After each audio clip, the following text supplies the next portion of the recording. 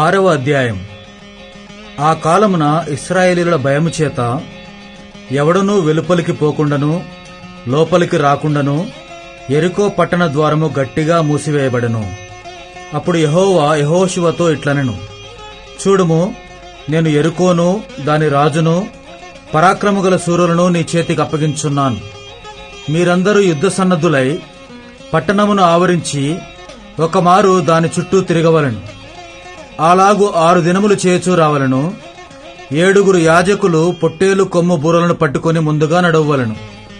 7వ దినమున మీరు 7 మారులు పట్టణము చుట్టూ తిరుగుచుండగా ఆ యాజకులు బూరలనూదవలెను. మానక ఆ కొమ్ములతో వారు ధ్వని చేయుచుండగా మీరు బూరల ధ్వని వినునప్పుడు జనులందరూ ఆర్భాటముగా కేకలు వేయవలెను.